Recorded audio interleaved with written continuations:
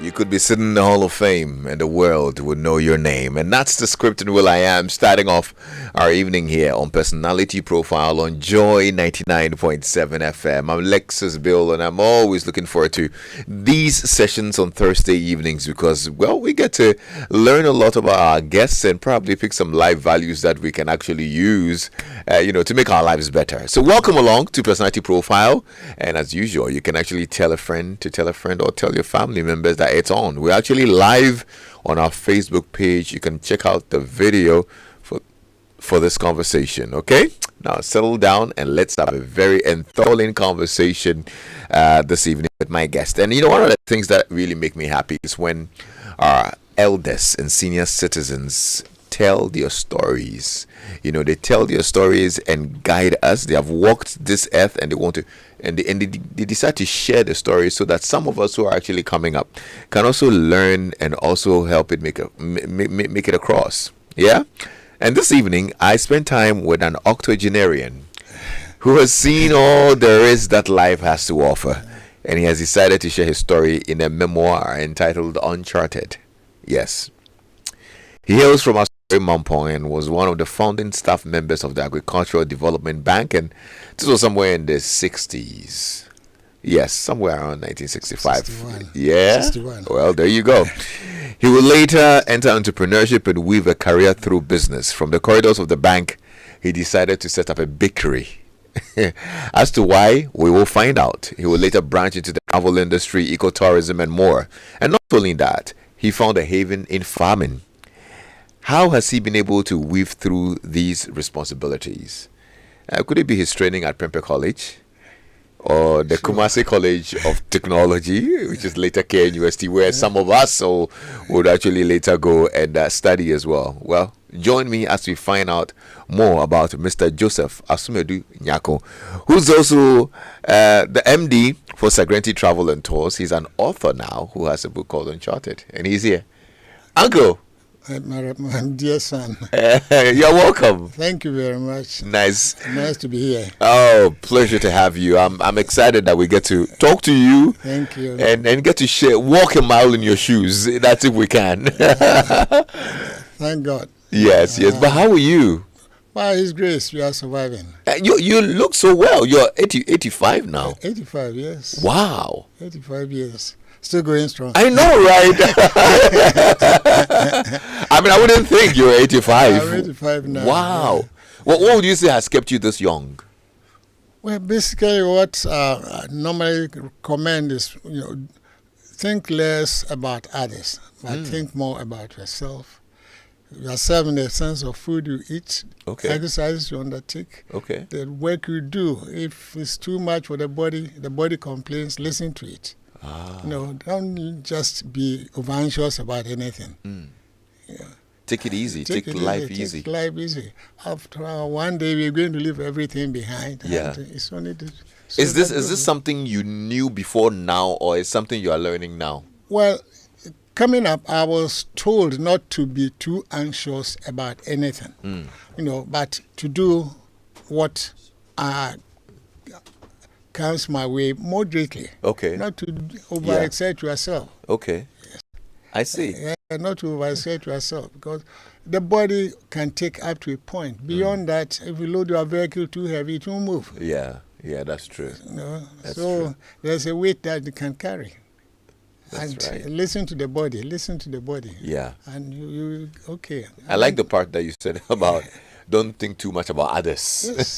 Think about yourself. Think about yourself. Eventually, you owe yourself. Yeah. You owe yourself. Because you see, sometimes we quarrel, we argue, we do things that you cannot make a change, things that you can't control. And you begin to spend your precious time, precious night on them. You can't control them. No. Yeah. Look at things you can control and move on. So I mean, a little bird told me you are not resting because, I mean, at 85, you should be taking it easy. You've been keeping yourself busy. What keeps you busy? Well, number one, currently I'm engaged in a lot of church activities. Okay. Number two, I read and write Okay. when it's time. I have a small library in my house. Okay. Number 3, I try to exercise the body. Ah. I walk almost every Saturday morning. I take some walk. Why? Yeah, so, and then I have my schedule that in a day, between the hours of 4 and 5:30, I have to take a nap. Oh, I see. That's between 4? 4 or 5, I have to sleep. Even if for 30 minutes, I have to sleep. I see. Just to relax the body a little. Yeah. So, that's interesting. Yeah, these are the things that keep me How going. do you describe this stage of your life? Very enjoyable. Oh. The only thing I miss is your auntie who left. That created a little hole in my life. That's your wife? Yes, but God being wonderful, He's patched it up, and I'm moving. How many years ago since she left? 7 years. 7 years? Yes. And you miss her? Oh, naturally, yes. Yeah. We had a very successful, very enjoyable, very loving association, marriage. Mm-hmm. And when one lives like that, sometimes it shakes you, and if you are not godly inclined, it can destabilize you. Yeah. Is there something about this part of life that you were not prepared for? One, as I said, the two shall be one. So when the other one is not there to make it complete, destabilizes you, because you have a lot of things you've thought about doing at your old age, and then you realize that now the burden is on you. Yeah. Secondly, you live for so long, you know the diet that you eat. Yeah. Now you have to bring in the house help, teach the house help what you would like to eat. Okay. A lot of things that come your way. Yeah. The most painful thing is in our life, none of us will go to table without the other. Wow. So we know that dinner is at 7 o'clock. Dinner is at 7 o'clock. So if I'm not in, she will not prepare it. Wow. If she is not in, the children will not prepare it. Except we all meet and we eat together every day, all the time. Yeah. So that I think is where my pain comes from. Because when you go to the table these days, they have prepared delicious meals, but you don't have the appetite much because you are alone at the table. You're alone at the table. Wow. And that's one of the things that pinches me. Apart from that part, yeah, where your wife comes in or your late wife comes in, what other part of this stage of life would you say you were not prepared for? Right now, I think I knew that someday certain things I would not be able to do. Okay. And somehow I conditioned myself for that. Right now, I would like to go to the farm maybe every Saturday, but the body will complain, you cannot do that. Yeah. You have to listen to it. Yeah. So that's true. As you get older, some habits will also get out of your way. Yeah. I used to drink Guinness, but for some time, for years now, I don't go near. Okay. So you have to cut sugar, for example, for maybe 3-4 years, I don't take sugar. Okay. Though doctor has told me don't, but I think it's not good for me as I get older. Okay. So I keep off. Right. So as I said, you always listen to your body. Yeah. Are there other habits that you miss doing? Yes. I used to go to entertainment sports, like we had a continental where you go, or ambassador go for afternoon jump and the rest of it. Yeah. But for some time now, I've never been out You for can't. any. No. You can't. Okay. Yeah. I understand. So, if you had an advice for a young me who is only halfway through your life's journey, what would you say? Okay. About business, about marriage, about... Well, let's say life in general. Life in general. The way that we caution you is always to be cautious and not to be over anxious. Okay. In moderation. Everything you do in moderation. In moderation, yeah. Yes. And if you do that, I believe that the future is there for you. But if you overexert yourself, you probably achieve your objective but in a short time. Beyond that, the body, you have overexerted the body, and the body might not be able to sustain you. Yeah. Okay. So everything you do, program yourself sustain it, but don't be over anxious. Okay, that's great. That's really great advice. And I'm loving this. If you are listening in and you'd want to send a message, you can send on 055 1111997. What made you decide to write a memoir? Okay, one, if you read the Bible, I think Deuteronomy 4:9, and then Deuteronomy 11:19, 20, all tell us that we must educate our children. We must advise our children. And says we must even chain it and not write it on the in front of the door, at the doorpost, which means keeping information is important for your children. We have missed a lot because our parents didn't do that for us. And we don't want your children coming up to grow in the same way. So we try to put something down. Those who care to read might find something useful in it. Yeah. So that was my, in fact, motivation for trying to put something down. Yeah. It could be just as I was looking at my children, aim at other children, other people's children could also have access to the same information and benefit from it. Yeah. Yeah. Good stuff. Well, the book is not launched yet. Yes. But I'm happy that we're privileged to get be to the learn about your journey, Yeah. Even before other people get to know about your journey. You've been through life. You're probably one of the first workers of ADB. At the time, you managed big portfolios, $3 million portfolios here and there, and all. But let's start from where you were born, where you're from. I am really from a village. I was not fortunate to be born in the city, sorry. But I was born in a village between Efijiasi Ashanti and Kumawu Ashanti. That village is called Dadiasi. Dadiasi? Yes. Okay. In the Secretary District in Ashanti. That's where I was born. I see. That's where you grew up? That's where I grew up. Okay. It was after some years that we moved to my mother's village, which is Asokoramampo, near the airport in Kumasi. Yeah. Yeah. But my father, he's from Dadiasi. And how was growing up at the time? What were your parents into? My father was a tailor. My mother was a farmer. Okay. Yeah. And therefore, we were not very prosperous kind of family. But we hustled on. And they were very committed and concerned. They had to sacrifice a lot of things for our education. How many children were you? We are 5. You have 5 children. Yes, 5. Okay. 1 girl and 4 boys. And 4 boys. Yes. Okay. Are they all around? They are all around. Oh wow.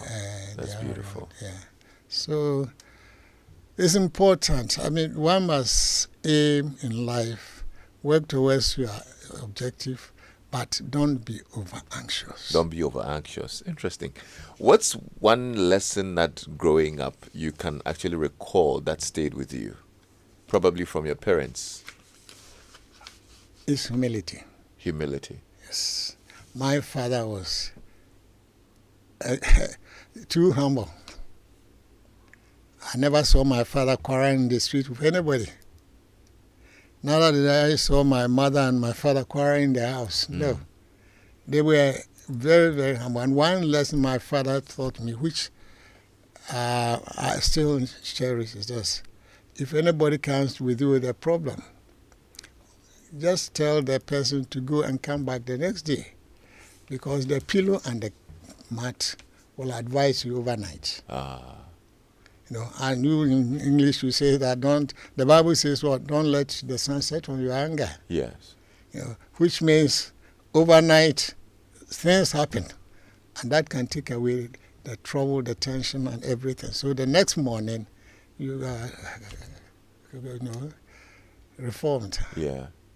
And that lesson has been with me up to today. Because you can find the family in the workplace like this, people come sometimes, they are burning. You don't know what has caused them. So, and they discharge that on you.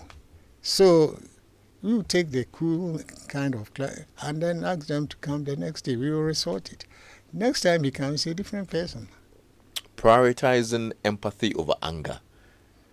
One of the lessons that I hear you actually capture in the book, and you learned this at a very early age because something happened. Yes. What happened? See, I think I was about 10, 12. And like anybody, we lived in a compound house. So we were playing football. That they were just either orange or something. We never had access to any football anyway. Yeah. But that was the joy of children growing from community living. So my mother was calling me to come, and somehow I was stuck to my playing the game. Yeah. And he was trying to come and catch me when I was running, when I fell. In fact, that's why this teeth, I've kept it. I've never replaced it. Oh, the broken tooth? Yes. It was from all the way... Oh, yes. My girl is a medical thing. They try to fix it. I said, no. But when I go around talking to young couples, I use it as a testimony for them. That, look, irrespective of what happens, please, the life of your child is more precious. So in the process of running away, I fell down and I started bleeding from the mouth. But my mother was so annoyed. Instead of looking at it, she came back and added injury to crime. Beating me up. People were there, nobody advised her to stop. It was a woman passing by who said, Mommy, Obana pray with your son is said, don't you take him home and wash him. And when that woman said it, my mother told down and took me home. And that was my angel. Wow. That was my angel. If we hadn't come, I don't know what how the beating would have ended. Yes. So, yes, it's important that in all things, as I said, don't over-excite it. Yes. My mother was annoyed because I disobeyed her. But on the other hand, maybe the hurting was even more serious than the disobedience. Yes. And that's why we need to prioritize empathy over anger. Good stuff. Let's talk about school. Because you attended one of the best boys' schools. Praise the Lord. Did you think I was going to pull you into a debate? No. Let me give you the flowers. Prempeh College. Yes. And around that time, though, I mean, you were still a young man, but I'm sure in your mind you had certain professions that you wanted to be. Did you? Well, one, you said Prempeh College. In fact, it's the only secondary school that is college in Ghana. To come back to it, professionally, you see, I grew up on the farm. So quite naturally, the only profession I knew at that time was farming. Through my father wanted me to follow his footsteps. So right from infancy, I was with him at the tailor shop from school. I'll go to the shop, stick up the bottoms and fix the holes and iron the finished product. So he was grooming me up. Okay. As I said in the book today, you said fashion designer. Maybe in those days, if I stayed on it, maybe I'll be a fashion designer today. But that's it. So I didn't know much. And at school, those days, you either do science or arts. If you do science, you are scheduled either for medicine, pharmacy, or something like that. If you go in for arts, then you must go in for law. So the education as to the various courses that were available was not very pronounced. Okay. So that's why all you thought about was farming. Farming. Then you went to KNUST. Yes. And was that why you pursued agriculture? That's why I did agriculture, in the sense that, after the ceasefire, I came to Accra and worked with Shell. Okay. High Street. And I was put on their chemicals department. That was agricultural chemicals. Okay. So you were selling insecticides, repellents, and the rest. So I got more involved and learned a little bit about pest control in agriculture. I became interested more in entomology, the study of insects and the rest of it. So when I originally had wanted to do pharmacy, but I was going back to the university, I said, no, I'll do agric. Wow. I'll do agric. Well, I had some introduction into it on the, in the office. And that's where I went in. I came from farming community. I worked in the farming office. So naturally, I was interested in there. Did you go to study in the UK right after that, or you had to work a little bit? That's where the agric bank issue comes in. You know, we finished in June 1965 at Tech. Just about the time to finish, when we finished exams and the rest, we had a visitor from Bank of Ghana, the late Mr. J. Yabuai, who was the credit, they call it Rural Credit Department in Bank of Ghana. But Bank of Ghana had decided to make it a complete bank. So he came in to campaign for staff, to form the nucleus staff for the bank. Okay. And that's where we were too. We left after the university, we came in there to join him at the Agricultural Credit and Cooperative Bank. Okay. But that was how it was named, Agricultural Credit and Cooperative Bank. So it was much later that it was turned to Agricultural Development Bank. Yes, it was the military people who came to change it. We were at 13 Tunisia Road. That's where we were. Okay. You know. And then after we worked with them for 1 year. After the year, they asked me to go and do my master's. You know. And they sponsored that? They sponsored that. Okay. Yeah. So I went to England to pursue my master's in philosophy. Yes. Then I came back, worked with them for about another 2 years, and from there on, I call it quits. Why? Okay. During my postgraduate studies in London, I learned a lot about inflation and the rest of monetary things. Because I learned in university as a number of colleges. So you could attend lectures at any of the college and broaden your knowledge. So I somehow had an intuition in there to be on my own sometime. But fortunately for me, when I came, the Busia government was then in office.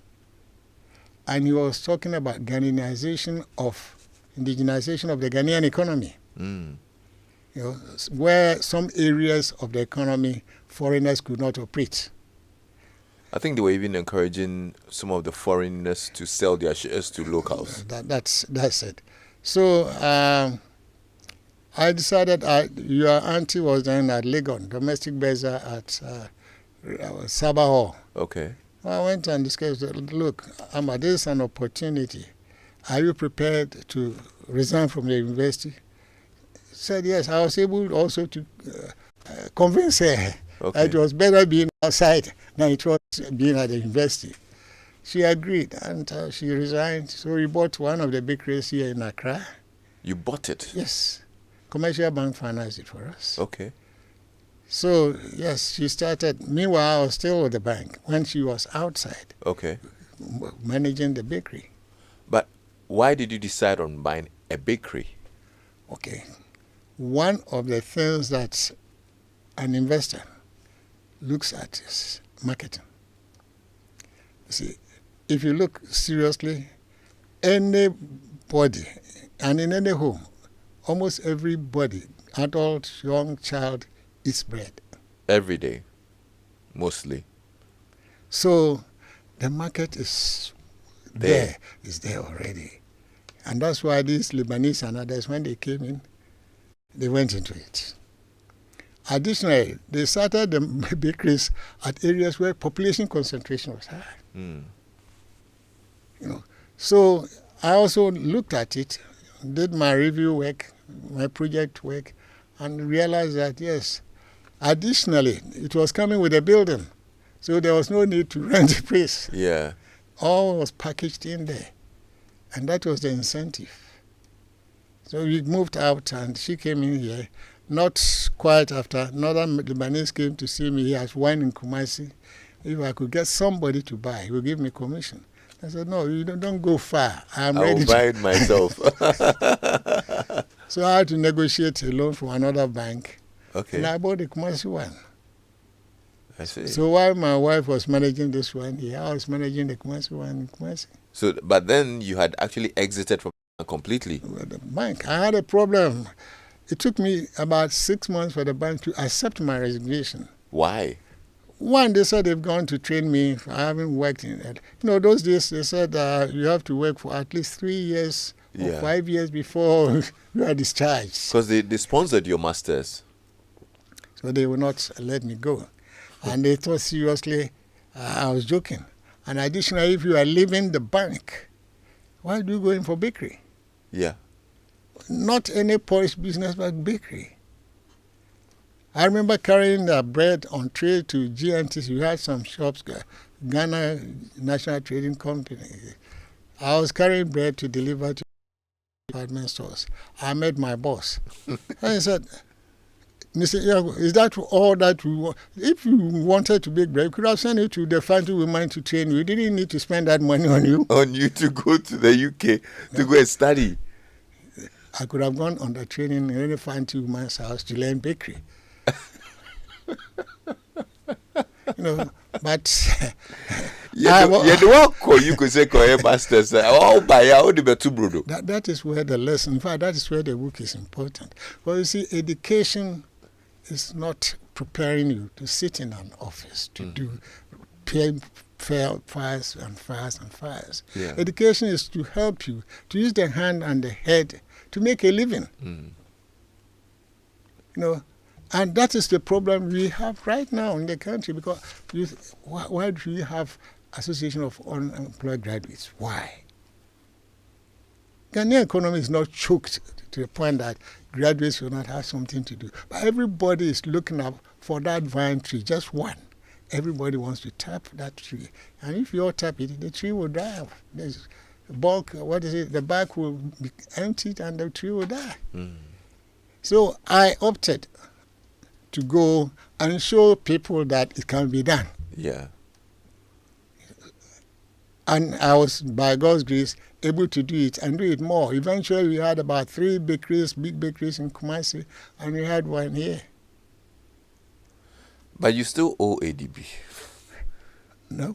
We have to take you back to finish your 3 years. No, they accepted me eventually after 6 months of, it was interesting because every morning I'll go to the bank, open the vote, give the accountant and the assistant manager money to operate.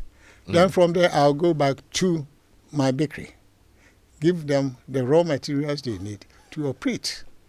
Then I'll come back and supervise the bank, the close, balance the books, and go back to my bakery. I did that for 6 months before they realized that I was serious on going. And they brought somebody to take over. So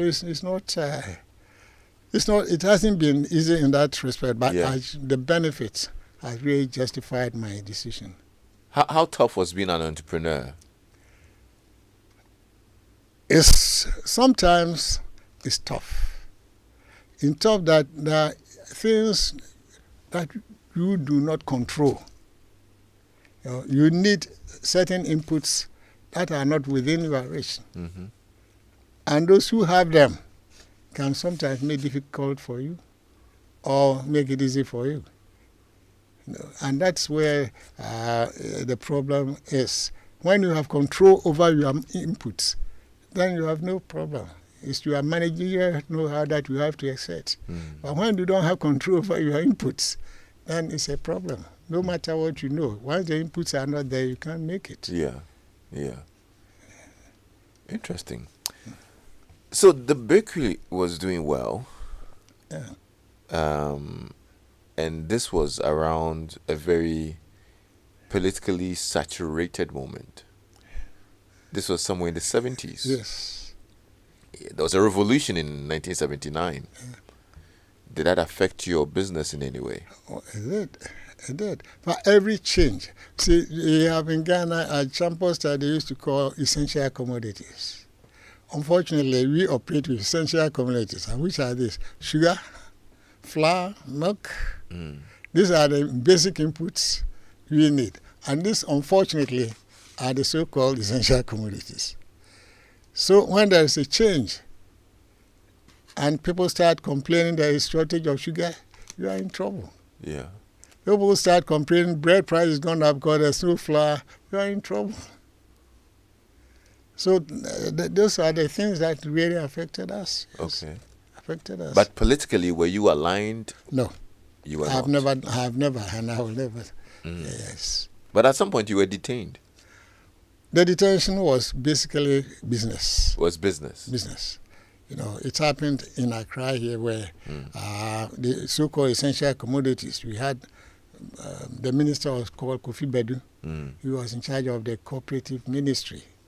And because of the scarcity, everything was rationed. And you may be interested to know that I was even supplying bread to the military. But when I got the raw materials from the cooperative, from the minister, paid for with receipts, brought them to the bakery, and left. Understand somebody went and reported that I was hoarding sugar and flour. So I came back from my rounds and they said the military had been there. They said you must report. Those days on radio, report to the Burma camp, report, and you have to obey. Yeah. So they came in their truck. A friend had come to visit me. They would not listen. They dumped the two of us in the truck. He had nothing to do with my business, but they would not listen to him. Yeah. Yes. So they sent us to the Air Force Base. Interestingly, I was there with, if you heard Mr. Sion Tatabiri, and there was one dude who was also the internal auditor for GNTC. We were in the same room. No, so they dumped us there. I was there for, I think, 14 days. 14 days? Yes. See, the problem is that anybody can arrest anyone, and they don't need to give any reason. They just go and dump you there and go away. Wow. So I had to call my wife, contacted the military people that we also know, or we knew at that time. Yeah. And then they came to find out from what is it that brought me there. They went through their records. There was nothing. Yeah. So they had to do their own thing and discharge me. I see. After 14 days. Oh, yeah. That Was that the beginning of your disinterest in the business, or would you say? There was another one. There was a second, the 79th thing was there, then there was the 81 thing, you know. So the pressure. 81 was the Rollins, yes. the Rollins Yes, era. 79 was so. Well, yeah. Yeah. So when they come, the most pathetic thing is that people, our own people, will go and tell stories about you. And there's nobody to verify whether the story is true or not. Once it's told, you have to suffer the punishment. Okay. And that's discouraging. You know, So they closed you down? I closed it down myself. You closed it? Yes. At some point in the 81 issue, we had problem with supply of raw materials. So if they bring the bread, flour to you, you bake the bread, the PDCs will come and then they will have to sell the bread. People will queue up and they sell the bread to them one. And I realized that I had no control over my business, and so call it off. So you closed it down and you fled Ghana? I didn't fly. I didn't run away from Ghana, no. What I did was, during that time, 82, my brother from the US came to visit, and he had an accident on the Kumasi Road. So I had to take him to Düsseldorf in Germany for treatment. And after that, we went to the US. It was there that a company contacted me, outsourcing some of their payroll vouchers to be computerized and done in Ghana. Because there they were paying $13 an hour. And here, people were doing it for $5 an hour. You know. So I came in, and at that time, Panam was flying Ghana and US. But they realized that the political thing was quite high, the tension. So being an agent to a company, American company, was at my own risk. Okay. So I left for Liberia to go and source if I could get. When I went there, the Lebanese were already in that business, so it was a non-starter. Yeah. Yeah, but God will provide. I got there and met an Indian who was selling his business. That is laundry soap manufacturing business. I've never done that. Apart from the sponification I studied in chemistry, and I have done nothing about soap manufacturing. But somehow I said, yes, I like it. We negotiated. I paid half of it down and then took over. I had no money. I had nothing to do.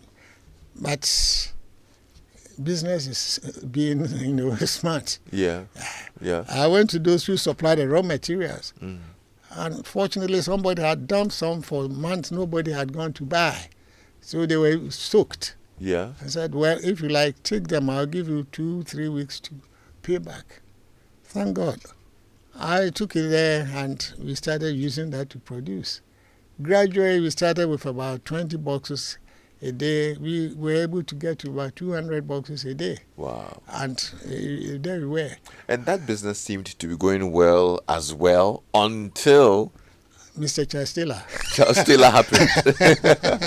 And then Liberia was also... In fact, I originally came to pick some Ghanaian workers to Liberia. They were working for me in the factory. We brought them back in containers. You had to put them in containers, and the ship brought them back to Tema. I see. How long did that business run? I was there, I think I spent about 6 to 8 years there. 8 years there. Wow. It was good because the business was good. We actually put in the effort. The quality of our product was maybe, they had a state one, but our quality was a leading one. So now you come back to Ghana. Yes. And you decide to go into what? Tourism. Yes. Like, how are you moving? What's been interesting for me is the name of the company that you set up. Yeah. Sagrenti Travel and Tours. Yes.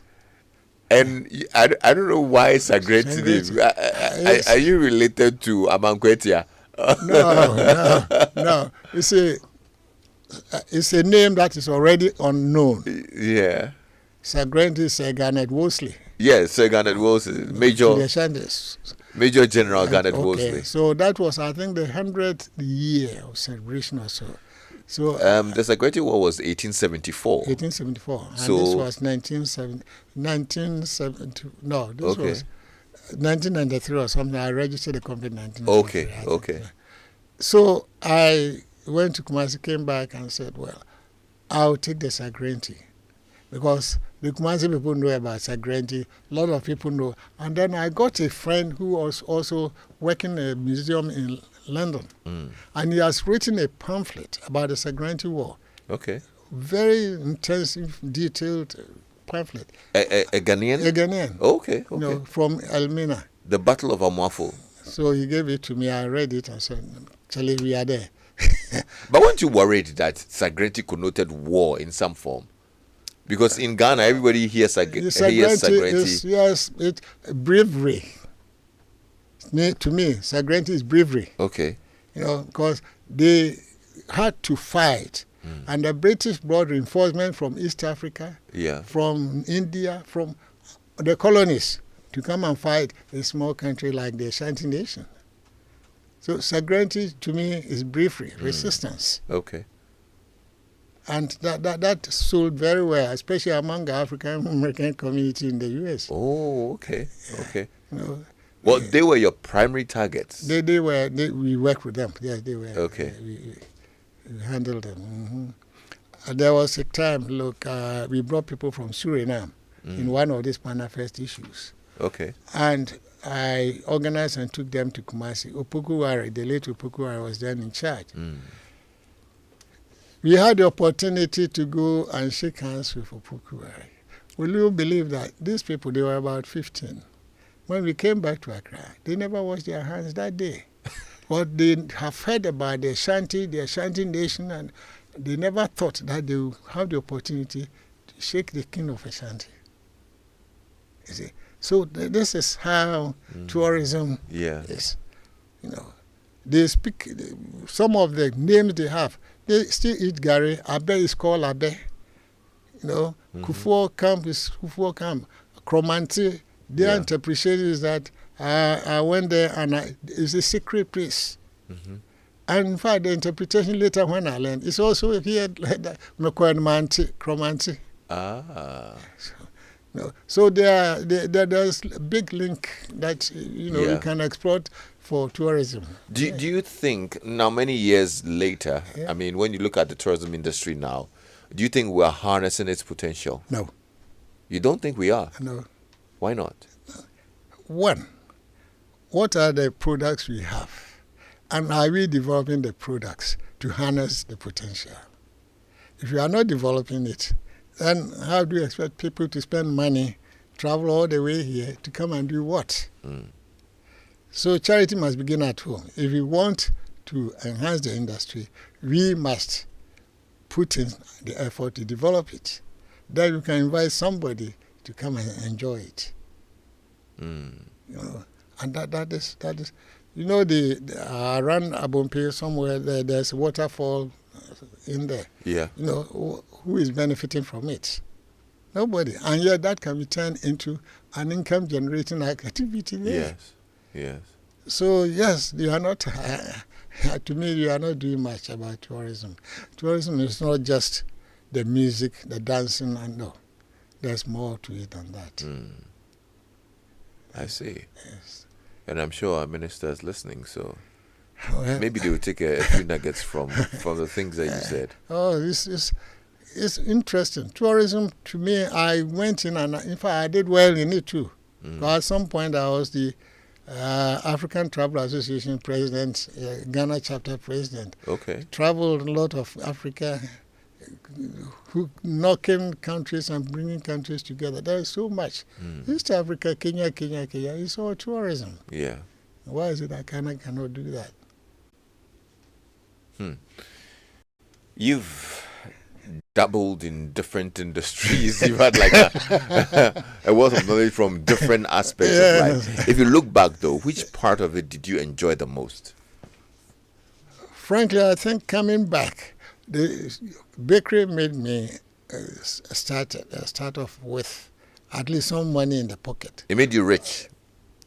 Somehow. You are not being modest about it. No, you are being modest about it. But I can tell you are rich because for you to go to America, come to Liberia, and decide to buy a business. And I'm not sure you bought that business in Liberia with a loan. No. With cash. I'll send out where they can. It wasn't. By the tourism, I enjoyed most because I saw different countries and met different people. Right. It was a joy. Okay. It was a joy. I see. It was a joy. So yes, you've gone through trials, tribulations, but thank God you are still surviving. If you look back, what would you say is the proudest thing you've done? Well, I will tell you that I have some philosophy mantra that I tell my grandchildren. And whether it's your grandchildren, any children I encounter, 3 things I give them: fear God, behave well, and learn hard. And those who have taken this seriously have gone through and they are doing well. See, humility is the beginning of everything. Pride comes before fall. Yeah. So if you start humbly, I believe you will climb to the highest level. There you go. Okay. And to me, that is what I've been able to also impart onto my children and my grandchildren. Yeah. Humility. What's your biggest regret? Regrets, I have a few. Maybe I shouldn't have left the bakery at the time I left it. Okay. I left it out of frustration. Okay. I think looking back, I could have continued with it for a while. What else? I believe that's the biggest regret. I really, other than that, by God's grace, all things have worked together for my good. Yeah. What would you like to be remembered with? This is a big question. See, I want those who remember me to say when I'm gone that we met Mr. Nyarko, who was helpful and humble. But as you sit here, I have students that I've financed or supported. Some of them are professors today, and they are rendering services to the community. Yeah. I don't believe in a unnecessary accumulation of wealth, but I believe more in sharing, being, we are brothers keeper. Yeah. And Good I stuff. believe that. Now, this book, Uncharted, if you're listening in, Mr. Joe Nyarko has put together a memoir of his life journey called Uncharted, From Employee to Employer, a story of resilience. Yes. And this book is launching. When is it launching again? Exactly a week today. Oh, next week, Thursday. Next week, Thursday. Where's it happening? Christ the King. At Christ the King. Yes. No, so if you're listening in, maybe you might want to come in and meet him personally and get your autographed copy. And you get to learn about their journey in detail, in proper detail. This is just probably a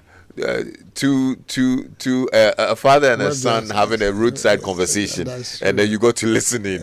But if you want the detail of it and probably want to learn from this book as well, Uncharted, you might want to be at the Christ the King next week Thursday evening. What time? It's in the morning. Oh, it's in the morning actually. From 9:30 to 12. From 9:30 thereabouts. So come by, and then I'm sure you get to meet Mr. Joe Nyarko, who's had a very colorful life story. Over 80 years of life. Still going strong. And still going strong. Yeah. I'm grateful. I'm happy that I got to talk to you. And you also got to share a bit of your journey with us. I've learned a lot, to be honest. Thank you. And I'll continue to be humble and behave myself and trust God. Amen. Yes. Amen. That's it. Life has not stopped teaching us. Yeah. And we have not stopped learning. So we are always learning. Yeah. But when you learn, you must be humble to learn. So I'm also happy for being here in this environment, cozy environment. Thank you very much for inviting us here. I'm glad. Thank you, Mr. Nyarko. I pray that we'll see you next week Thursday. Thank you. At Christ the King. Yeah, you are invited. All right. Thank you so much. I'm Lexus Bill. Thank you. It's been a great evening, and I've totally enjoyed hanging out with Mr. Joe Nyarko. Yes, Mr. Joseph Asumadu Nyarko, who is the MD of Sagrenti Travel and Tours, former baker. That's it. Tea bread and sugar bread seller, and former banker, one of the founding staff members of ADB. Yes. And he has an amazing story. Thank you for spending time with us. Thank you. And on behalf of my team, I say have a great evening. And Uncle Ken will be on your radio very shortly. That's after the news. I'm Lexus Bill. Good night. Thank you.